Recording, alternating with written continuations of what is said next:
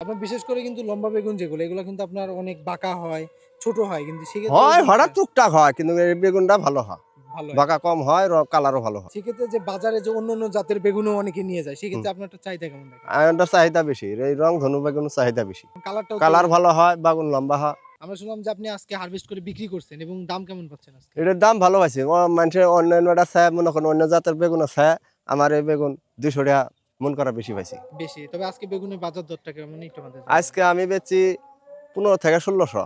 আপনি যে রংধনু বেগুন করে মানে ভালো ফলন পাইছেন, জি, পরবর্তী সময়ে কি এই বেগুন চাষ করবেন কিনা? পরবর্তী আমি এই রংধনি করবো ইনশাল্লাহ। এই রংধনু বেগুনের যে রোগবালাই এটা হ্যাঁ। কেমন দেখছেন অন্য জাতের এটা থেকে? রোগ বালাই এলা কমই আছে, পাতা গুলো এই যে দেখেন মোটামুটি পাতাও ভালোই আছে, এই যে পাতা ভালোই আছে, কিন্তু তারপর অন্য অন্য জাতের বেগুন আছে অনেক কম আছে।